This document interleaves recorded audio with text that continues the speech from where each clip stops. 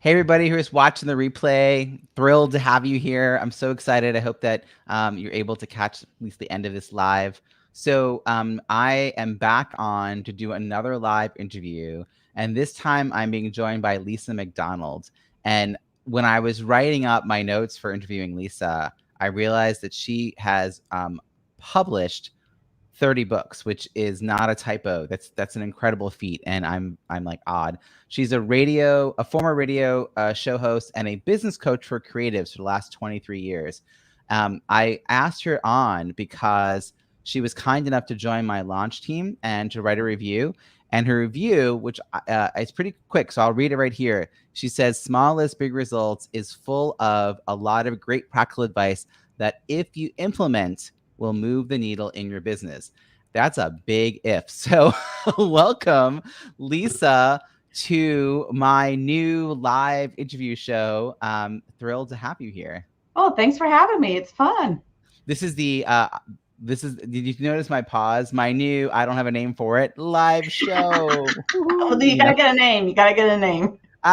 This is the minimally viable product version of, figure it out, see if it works, and then maybe I'll brand and get fancier as we go.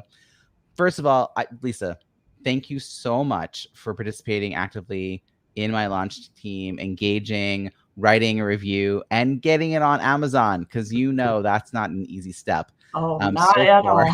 I know. Herding cats, HERD, herding, not hurting. But I have now 149 reviews, and I have a new goal of 200. So, we're going to get there inch by inch. So thank you for taking action. I'd love to hear sort of top level, kind of what was your reaction to the book? Like, when you first heard about it, why were you so keen to get on the launch team and read it? Well, I had been I've known you from Maracy. I don't know if you knew that I knew you from Maracy. So I know that you've been teaching this stuff for a while. And so I was excited to actually get into the book and the material and the promise of a small list, big results. Well, almost every single one of my clients has that issue. So I wanted to know, what was it that you had in it? And so I got it in a binder. I printed it off. I have notes. So I'm excited about the material that you're teaching, because it's so crucial to service-based entrepreneurs and having them to be able to be competitive. So that's one of those things that I just like, okay, I definitely want to be part of this and see how you do the launches. And I definitely learned that I could be doing better at the launches. Yeah. Because publishing and launching are two different things. When the publisher does it, it's all great. But when you're doing it on your own, I was like, oh, you know what? I think I could learn from Bobby. Yeah. So what were some of the things in the book that really kind of caught your eye? And I know that if you're a student of Miracy, some of the concepts were familiar to you, but what were some of the things that maybe hit you differently because of the story or a technique? Yeah. How are you thinking about it? The number one thing was when you used your friends from NSA, National Speakers Association, to help you with your launches. I was like, why have I not used my resources? Why have I not used my connections to the level that you are doing it? It's like you have people who want to work with you, who want to serve you, who want to help you, and you figured out a way to engage them and to actually use it, instead of the rest of us who are just letting gold mines in our backyard just gold mines in your backyard. That's so fun.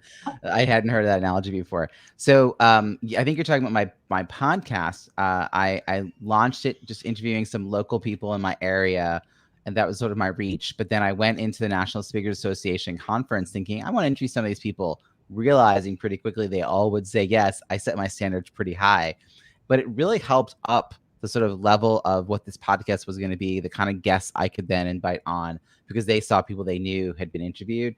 So it did move things, I think, pretty quickly. And of course, you have a great network too, thinking about how you might tap into that.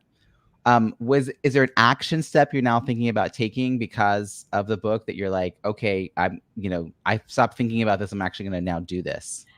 Yeah, definitely. There's two action steps. One of them was, I went through your little mini workshop thing and created my network. And now I have action steps of the people who I want to reach out and the people that I have potential connections with and that I can create referral partners with. So that is definitely on the list. And the other thing that I've already implemented is I started referring to your book and my coaching sessions. And I've already had some of my clients buy your book. I'm like, you know what? He explains it so much faster. Let's expedite this. So just go get the book. So that's what I've been love doing. that. So you're referring to the Big Results Toolkit, which is the free bonus content, my gift to my readers that you get to accompany the book. There is the Wake Up Your Network workbook that helps you identify people in your network who already know, like, and trust you, that might be likely prospects or likely referral partners. And then once you have that, then there's steps in the book to explain, like, how to do research calls. And then there's another tool in the toolkit about how to analyze the problem language. So you can get that and the ebook. By the way, the ebook is still $1.99 right now because it's still part of the launch. So you can go get $1.99 and gift it as well. But yeah, so it sounds, I mean, you're now taking initiative. What are you learning as you did those research calls? Was there anything that, like, confirmed or shifted the way you were thinking? Not, yeah. Well, when I did the survey, it definitely was a big aha, because what I wanted to focus on and what everybody else wanted, I was like, really? That? I was kind of surprised at the results of the survey. And, now that I'm drilling down deeper, I'm going to be creating my launch around what they were saying that they most wanted, because, it's easy to shift and I want to be there to serve and create the product that they most want. Now that you've done a broader survey, you might want to follow that up with another dozen sort of one-on-one calls, or you could do something like I did with these pop-up masterminds, where you kind of get a group of people together to talk about a topic, because the language then gets really refined in these conversations. You get to pull, like, exact wording. And as you said, it's much easier to ship something that people ask you for. Like that, rather than what was the thing you thought people needed? Like, because probably they just don't know they need it. I thought they wanted to uncover their bottlenecks and to, figure out that, but they actually were asking for more momentum and how to build momentum. And I was like, well, it's kind of similar, but it was a little bit different. So I was surprised that they wanted momentum basis. I can't remember the other things that I had asked, but there was a couple things, more clarity, whatever. They're like, no, we just want to get it. No matter what happens, can we still have consistent income coming in? Yeah. It might be helpful for you to now run, like I said, some research calls with that being the general topic, not you pitching the design of what you plan to offer, but more asking them to give examples. And a really good practice for research calls is to ask people to tell you about a past experience. Tell me about a time that you blank, or tell me about the last time that you had trouble keeping up momentum, right? Like, just that kind of thing. So they will then place themselves in that moment and they'll share with you the emotion attached to it. And then that'll tell you whether this is something that people are feeling more urgently, or just they're like, yeah, it slowed me down, but it was fine. Like, if they say that, then you're like, well, they're not going to buy it. Surveys are harder to, like, suss out that urgency question, I think. That's a good point. I mean, I know I've been bringing it to my mastermind groups and been basing it and talking to them, and they're all, yeah, we're feeling pain. Because they're like, we're overwhelmed. We need to do this. We need to do that. We need, so there is, I know that they need some systems put in place, but right. Using the word systems doesn't typically work for my creatives. So they're kind of allergic to that. Processes any better? Organized chaos? I would have to ask them about the processes. It's like, know. So was there another section of the book that rang true for you, or any moments you felt like I was reading a journal? Because I've heard that from a few people. No, my journal is not typically about business. So, one of the areas that I was very curious about, and something that I actually brought up to two of my mastermind groups, because we were all having discussions of whether we agreed with your process or not, was the way you did sprints. And the big question was the 4 weeks off. We're all going, isn't that a long time to have off? We understand, if you're working a big company, you need the big sales cycle for it to have the 4 weeks off. But as a solopreneur, do you still recommend the 4 weeks off? So that's where the discussions were going. It's like 4 weeks is like a long time off. It's not actually 4 weeks off from working. It's that you give yourself a window out of the focused effort on those particular goals. So you're probably going to spend a little of those 4 weeks still wrapping up some of the goals from the previous session, but what I found, if you do quarterly goal planning, which is what I did for a very long time, there's never a downtime. You're always taking time away from the time you had committed towards specific goals. Like if you want to go away or focus on another project, it's like, oh, I'm kind of cheating on this project that I committed to. So for 12 weeks, all of your learning and all of your effort and all of your time is really like committed to these couple major, couple minor goals. You push off other opportunities to later in the year. And then during the 4 weeks, you're going to do a little bit of catch up, and you're going to spend a little bit of time the first week doing, reflection and assessment about like what happened, where my loose ends. You're going to take a break the second week because you deserve it. Now, how long you take a break, whether it's a full week, whether it's a day, whether it's an afternoon, it depends on kind of where you are in your life and your cycle and all what you're willing to let yourself do, but you deserve a break.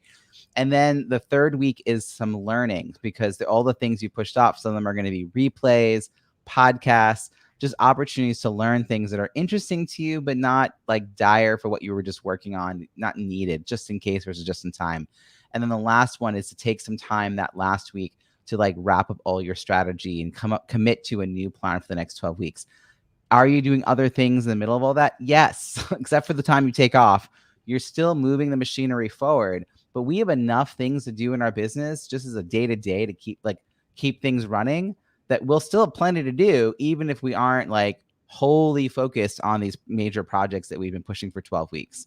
So it's just more of like some breathing space to catch up and reflect, and then create a new assessment for what comes next, as opposed to trying to map out a year. And then what if the first quarter doesn't go as planned? Do you just keep going? Like when do you realize that it's not working? That's a good That's question. helpful. And I like the idea of catch up, because for me, that would be figuring out all the tech issues that have occurred and then during the sprint, which is typically a longer term time for me to figure out how to fix the techs or who to find for the tech. So I could see that would be helpful to just play catch up and close the open energy circles and get things done off the list so that you can hit the next sprint with more energy. So I actually didn't think of that when I was reading the book, and that makes a lot more sense to me, of just closing in, all those little things that are nagging that slows down the systems and everything else. And also, it's good to focus, because if you set an annual goal, then it's not until the last months of the year that you realize you're not hitting it, and it's too late. It's too late then. So by setting these shorter goals in 12 weeks, you really, if you don't make enough progress, then you have to adjust your goal, your strategy, your effort. One of the three. Maybe more than one of the three, but something is needing to be recalibrated for you to realize like, oh, I want to move in this direction. And I also, like I just got asked to be on a live interview the week between Christmas and New Year's. Oh, and cool. I opened my calendar and I said, oh, I'm on vacation that week. And how did I know that? Because there's a banner across the top that says vacation. And how did I pick that? Because I planned my 3 weeks vacation earlier this year, right? Like I took more vacation when I, was not self-employed, right? I had more weeks vacation and I used it. And now it's hard for me to take a Friday afternoon off. Like I think that we have to like give ourselves some latitude. And by having these 4 weeks, it makes me sort of say, this is the weeks that I'm blocking to take off. And, I can move them around a little bit. Like, it didn't make sense to do the second week of December for vacation when we have Christmas and New Year's coming up. But little things like that. But I think a lot of times we don't put the big rocks in first. And one of the big rocks is time off. And I think entrepreneurs burn out because we aren't taking that time. I wasn't taking that time. So now at least I've got that time built in. Thank you for bringing that question. Is there anything else like that you were like, we were all debating this? I love this. That was a big one. That was really, because all of us understood doing 90-day sprints and that kind of thing, because things change so fast that planning out a year seems a little bit nutty, because things change and you want to be adapting to what's changing. But that one, we were like, that's a long time. time.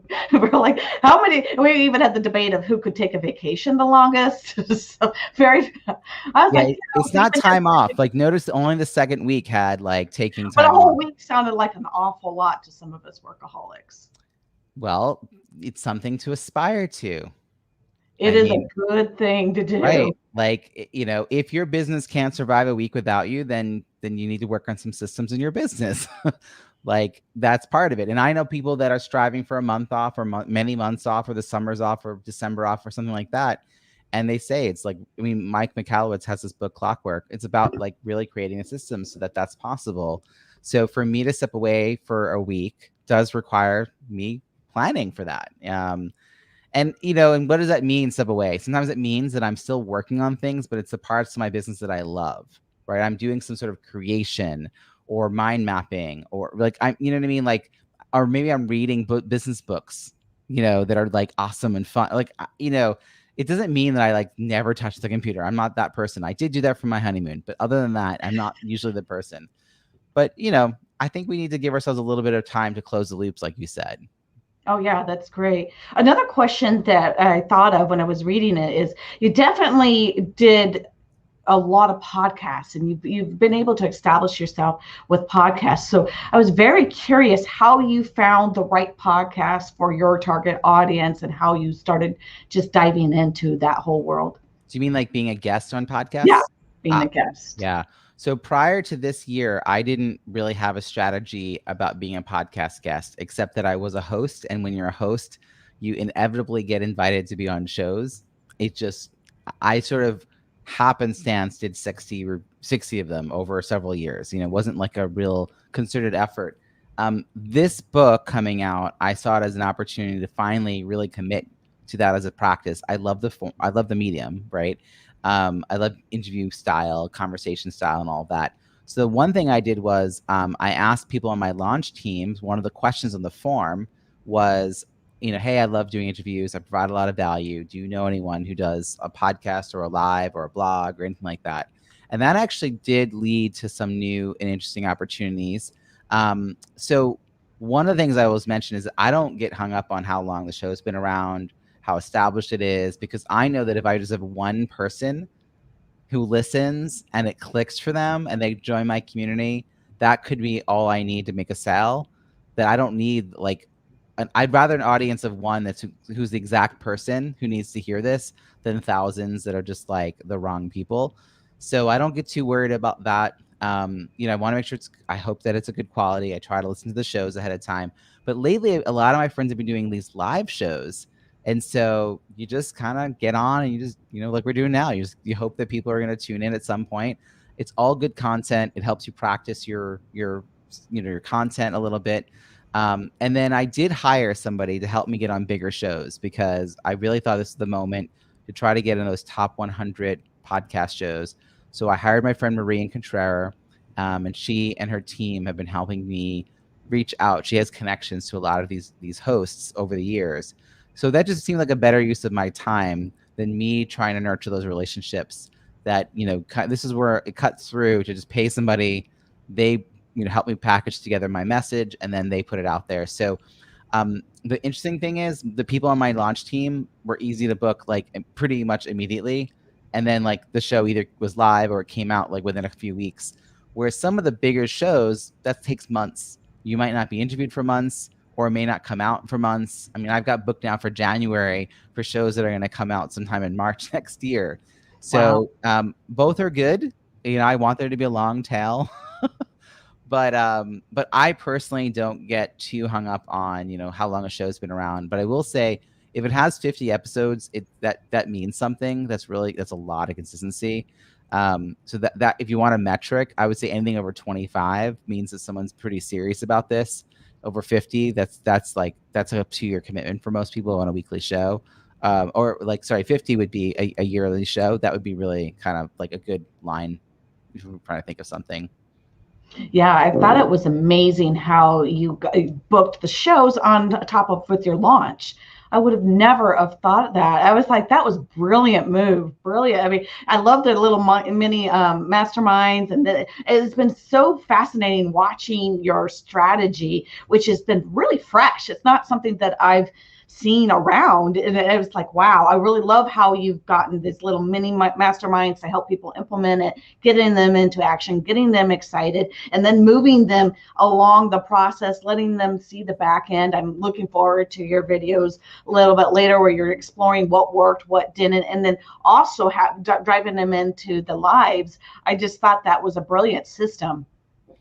So I've been part of lots of launches, and I really started to, like, they're all very formulaic. I mean, they are based on an actual formula. And so it didn't feel like me, like if everyone can anticipate what comes next, that it doesn't feel right to me. So the pop-up mastermind idea I actually got from my friend Jason Van Orden. He's a brilliant business strategist, and he said, well, when I'm testing something out, I sometimes do these like one-off masterminds where I bring people together to talk about a topic. And I was like, oh, that's great, because I want people to know that I can do that, because I'm thinking about creating an offer around masterminds, and I know they need answers, and I know they want to take action. So like it just clicked, and then I thought, let me just throw it. It's $100, so it's a little skin in the game, and the main thing is actually doing the workbook, right? Like coming in with enough questions to ask, decent questions that get value out of it. And I guess I've now had over 50 people go through that. And that in itself, just like they were really testing the content in the book while the book was still in edit. Like it was still at the editor, and I was getting people like doing this with me, and then it was it was finally being finalized. It just was so helpful to have that feedback. Like, this is a piece of content that's really working. And then the lives was sort of organic too. I've been interested in this medium, but I hadn't had time for it. And I mean, just folks like you wrote a review. I think it's helpful for others to hear how you react to the book, how you're thinking about it, what your questions are. Even a debate we just had about the sprints, right? Maybe someone else is like, oh, that's what that means. And I am leading people like there. So there's a couple of things. One is this weekend is the Big Results training. So this book has a lot of content in it. So I'm spending 6 hours, 2 hours a day, Friday, Saturday, and Sunday, kind of helping parse through some of the mindset and the strategies that are in the book. And it does lead to an offer. I'm being incredibly transparent about that. And it may not be a perfect fit for everyone who comes, but I feel like they're going to learn something from the content of the actual sessions. But I think there's a meta lesson that if they watch around ethical selling, right? Like, just what does it look like to bring people to an offer of their own volition, not squeeze them, like the whole squeeze page and funnel and the thing, guilting, right? and the shaming, and There's no scarcity and all those other things. So the other thing is that I'll just run this across the bottom so people can see it. There's the Big Results Toolkit that you're referring to. Have you had a chance to really open that up and dig into it? Not too much. No, not too much. Yeah, so this is another reason for creating some of these times, because by doing the pop-up mastermind and the training, I think it gives people a reason to like open it up before they go in. Like I think people won't take action sometimes unless they have like a deadline attached to it. Yeah, they have to have the deadline. Right. So question, with LinkedIn, with the lives, are they now free to everybody? Because I know for a while you had to be a special person to be able to even do it. You have to ask for it. And I think they're giving them out a little more quickly than they were before. Yeah. Oh, cool. Yeah. And the other thing that I liked about your offer, or just unloading the training on the weekend, is you made it very apparent that there were going to be replays. And I was like, it was so helpful to even know. I'm like, okay, well, I can at least sign up and catch for the replays. I hate it when people hide the fact there might be a replay or there might not. And so I never even know if I should sign up or not, because it's like, if I can only show up for part of it, should I even go, that whole thing. But you made it transparent that there was replays. I can get the information. I'm not going to miss out just because I have other things scheduled. So actually, this is the one I want to put in. So the Big Results training, it's 2 hours a day, Friday, Saturday, and Sunday. And the replay is available for 24 hours from the time that, from one to the other. And then as soon as the next replay comes up, we'll drop the first one. So we're trying to still get people to kind of be on pace with us, because then we're all in a community, whether you're watching it virtually in the replay mode or you're coming live to see it, then I just want us to all kind of be learning in the same weekend, giving people sort of a reason to come together.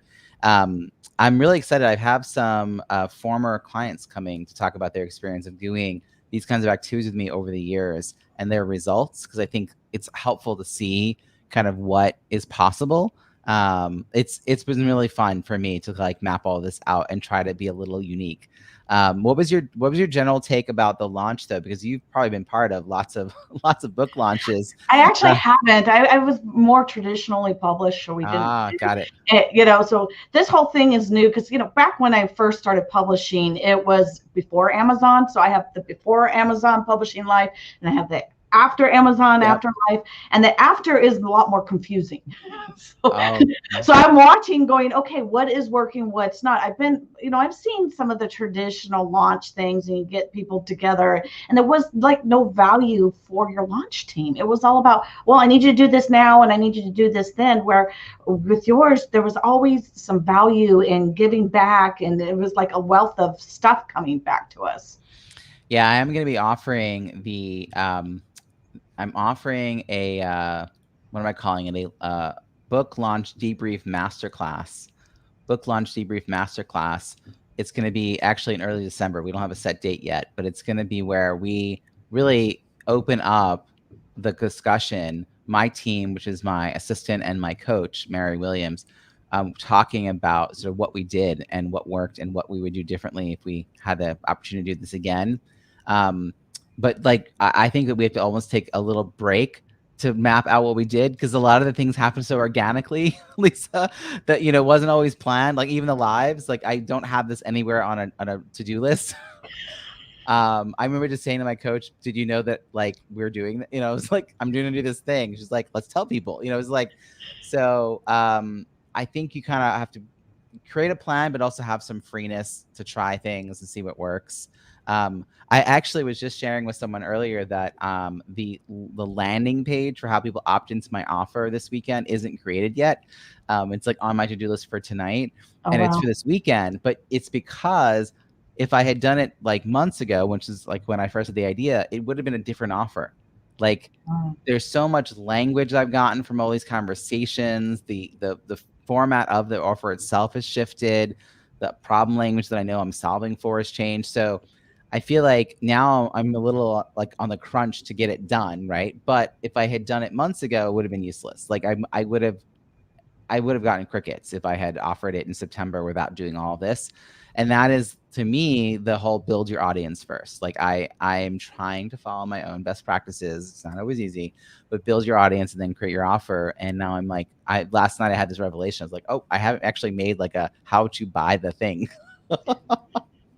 Well, I have to say that the debrief was a huge value add for me. I mean, that is going to be worth so much to any expert who wants to navigate and launch themselves either with an online product or a book, just to know how you launch it and how organic you did it. And it's fresh and it's original, but it's also, it's clearly working. You're getting reviews, you're getting people engaged, you're getting people talking about your book, you're making us read it. If I didn't have the deadline, I probably would have put it on my pile and stack of books. But I'm like, nope, we're going to be showing up to the big book club that we went to, and I want to be able to actually talk about it, right? That I'm just going to drop information about how people can join the book launch team so they can then attend that debrief. But we released the advanced copy on October 5th, and on October 12th, we hosted a librarian-led book club discussion. So that gave people a reason, right? A time-limited thing, like do it now because we're going to be then having this conversation, which we opened the floor to really invite people to share. So it was nice that people had some people had taken the time to read, so they could jump in. So yeah, that was deliberate. The virtual launch party, I knew at some point I was like, we should do this, but it felt a little bit like a second baby shower. Like, I mean, you get it. You've had a lot of books. My first book, like I threw a party. Like I was an author and I was super excited to have earned that. And, it was like a bar bat mitzvah, sweet 16, all kind of roll. I was celebrating, but it felt different this time because this time I knew I could do it. Like that's the difference, right? I knew I could do it. But then I was like, it's still a celebration. We have to note this. We have to like come together as a community. I want to celebrate the team. So I invited two good friends of mine to come and co-MC, co-host. And that actually, helped so many ways. They were so brilliant, but it also gave me the chance to now be back in the guest of honor seat. So it was kind of like fun. And I don't think I would have thought about it a few months ago. So it organically came to be. Well, what I loved about the book club is I like taking a book and discussing it with other colleagues and seeing what they see and what their questions are and how they experienced it. Because to me, that deepens my learning so much. And it's not just a book I read, it's something that I can start implementing. And when I was hearing what they were asking and what they were looking at, I was like, and I was like, they were going on and on about the stories. I'm like, stories? I was just looking at techniques. So it taught me about my own self. And it's like, yeah, I was going, the stories are nice, but I care about how to implement. So I could tell a lot about myself just by how I was engaging it. And then I was like, why does Robbie attract 50-year-old women? What is that about? What is that? I want to know why. I don't know the exact secret sauce to this, other than I'm glad I paid attention and noticed that I was. Yeah, and I'm getting closer and closer to this age, 47. So, it's maybe becoming less and less of a ridiculous like thing than it was the last few years. But what I love about it, Lisa, is that it's a community of women who are very coachable. And I'm speaking very generically about this, but they're ready to make a change. They're ready to commit to taking action. They want more. They want it now. They want to have a big impact. They're thinking about legacy in some way, but they often are undervaluing their own experience, their resources, their network, their value. So like they're in an awkward place, but it just takes a couple of tweaks and then they're like, amazing. And if I work at a big company for like 2 years, I may only notice slightly my impact. Like it's like a big ship turning by degrees. Whereas when you can help someone just unlock something in like a 2-hour mastermind, that it's just amazing to me. Like I love that. And I've now started to realize that it's not just this one demographic. It's actually, there's a psychographic attached to it, which has allowed me to sort of expand the definition to be more inclusive across all genders. But it's people who are looking for bigger impact, bigger income, needing to figure out how to not, keep banging their head on the same problem, wanting a different method and looking into relationships as a solution, being open to that. So that's been kind of fun. And I only realized that through the book launch. So it's, always learning. I wanted to thank you. I'm realizing the time we have been doing this and we can keep doing this forever. But Lisa, thank you so much for taking time to be with me. I cut you off, so let me let you finish your thought. Oh, well, it's a little bit, just hearing you talk about that. I've always worked with baby boomers. That's been my primary focus. But I think it was because they were at that transition thing. And I'm thinking maybe it's not so much generational as what is occurring in their lives. So that made me look at it a little differently.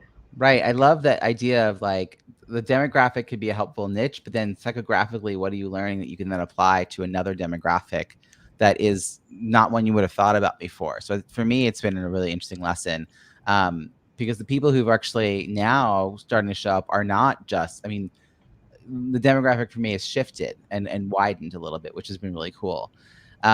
These have been so much fun. I love diving into this like you. I'm learning and growing as I think about what the book's doing. The book reached, I know you know this a lot about books. The book reached number 4201. That's the rank. Yay. I couldn't believe it. I couldn't believe the books that I was like amongst for like a little bit. It was like 3 days. I was like, this is nuts. I don't even know what words to use. You've engaged such a huge community. It's amazing to see how you've been able to attract in a few short years. It's, I'm watching you just rise up, and it's been so fun to be part of seeing you just explode and bringing this information that is so helpful to so many people and having it accessible, because it's not just one of those feel-good books. It's one of those that actually has steps that I will say will work if you actually do it. It is the big if, right? It's funny because my offer for next year, the promise is that you will learn a repeatable system of doing all these things, because you'll be in a community of people doing it, right? Like it's just about taking the action. But I can't wait to see the results from what you do and what you now help your clients do, because that's the other piece of this. Kelly, so thank you so much for your comment a while ago. I had just gotten off to doing a live with Kelly right before getting on with you. So she was kind enough to listen in to ours. I will let everyone go, and I will appreciate you, Lisa. Hopefully folks can join us when we get together this weekend. This is the link, folks. If you want to come join us this weekend, RobbieSamuels.com/big results to get all the details. Enjoy, everyone. Bye. Bye.